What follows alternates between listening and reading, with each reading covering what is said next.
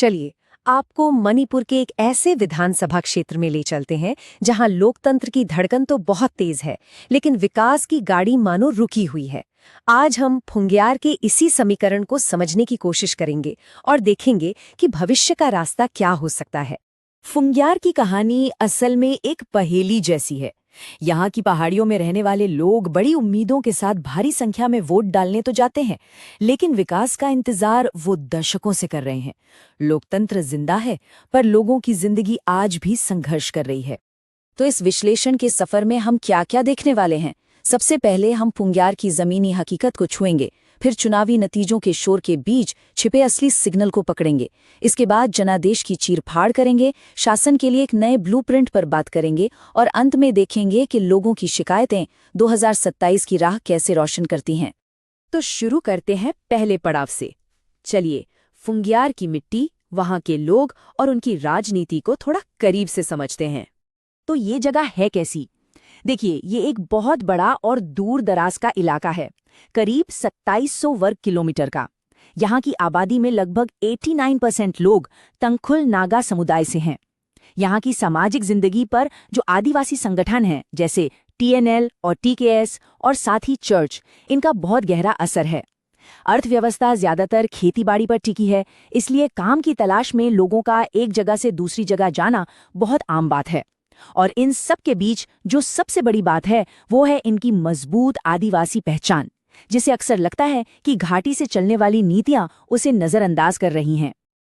अच्छा, अब आते हैं आंकड़ों पर। कहते हैं ना, आंकड़े कभी झूठ नहीं बोलते। तो चलिए 2022 के चुनावी नतीजों के शोर को हटाकर ये समझने की कोशिश करते हैं कि वो हमें क्या इशारा दे रहे हैं। 89%। जरा सोचिए इस नंबर के बारे में। 2022 में यहाँ के 100 में से 89 लोगों ने वोट डाला। ये कोई छोटा मोटा आंकड़ा नहीं है। ये दिखाता है कि यहाँ के लोग अपने हक को लेकर कितने सजग हैं, वो बदलाव चाहते हैं और इसके लिए अपनी आवाज उठाने को तैयार हैं। लेकिन कहानी में असली ट्विस्ट यहाँ है। जीत का मार्जिन था सिर्फ 2.5% से थोड़ा ज्यादा। मतलब मुकाबला इतना कड़ा था कि आखिरी पल तक सांसें अटकी हुई थीं।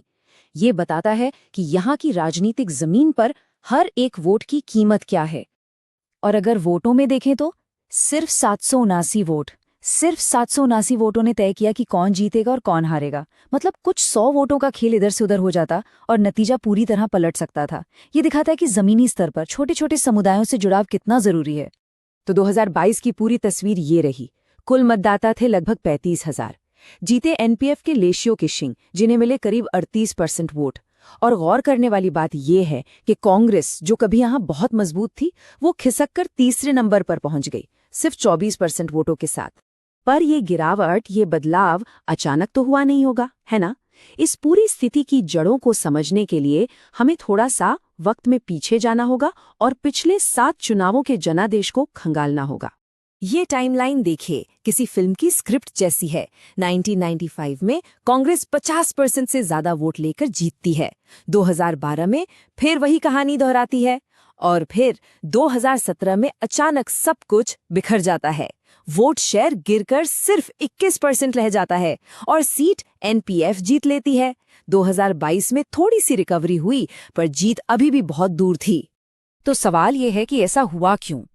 इसके पीछे कुछ बड़ी और सिस्टेमिक वजहें हैं। एक, दिग्गज नेता रिशांग किशिंग के बाद एक तरह का राजनीतिक खालीपन आ गया।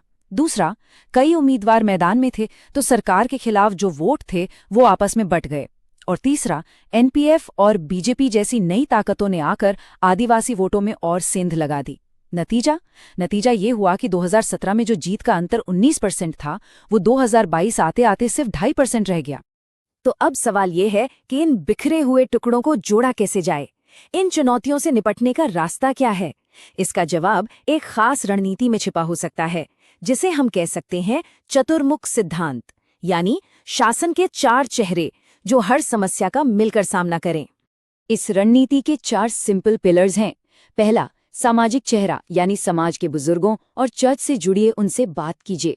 दूसरा, आर्थिक चेहरा, मतलब सड़क, इंटरनेट जैसी चीजों पर फोकस कीजिए जो लोगों को सीधे तौर पर फायदा पहुंचाएं। तीसरा, सुरक्षा का चेहरा, लोगों को भरोसा दिलाइए कि वो महफूज हैं और उनकी आवाज सुनी जाएगी। और चौथा, आज का सबसे बड़ा हथियार, डिजिटल चेहरा, यानी स्थानीय भाषा में सोशल मीडिया से लोगों के दिलों तक पहुंचिए। अब कोई भी रणनीति इस बात पर भी निर्भर करती है कि उसे चला कौन रहा है। जैसे अगर हम उम्मीदवार विक्टर कीशिंग की बात करें तो उनकी ताकत है उनकी मजबूत पारिवारिक विरासत और एक बना बनाया नेटवर्क। उनकी साफ सुथरी छवि भी एक प्लस पॉइंट है, लेकिन कमजोरियां भी हैं। लगातार हार से मोमेंटम टूट गया है। उन्हें सिर्फ एक विरासत के उम्मीदवार के तौर पर देखे जाने का खतरा है। युवाओं से उनका कनेक्शन अभी भी लिमिटेड है और 2017 के बाद जो भरोसा टूटा है उसे वापस जीतना सबसे बड़ी चुनौती है। देखिए, कोई भी प्लान कागज पर बहुत अच्छा लग सकता है, लेकिन उसकी असली परीक्षा तो तब होती है जब वो लोगों की जरूरतों और उनकी शिकायतों से जुड़ता है। तो चलिए सुनते हैं कि फुंग्यार के लोग असल में चाहते क्या हैं, उनकी मांगे क्या हैं। जरा लोगों की आवाज सुनिए। वो कहते हैं हमारी सड़क NH 202 दशकों से सिर्फ एक वादा बनकर रह गई है। वो दिन कब आएगा जब ये हकीकत बनेगी? ये सिर्फ एक सड़क का सवाल नहीं है, ये उनके लिए विकास से जुड़ने का और सरकार पर भरोसा करने का प्रतीक है।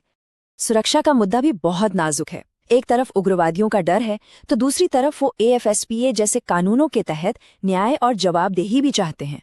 लोग बीच में पिस रहे हैं। वो सुरक्षा चाहते हैं लेकिन सम्मान के साथ।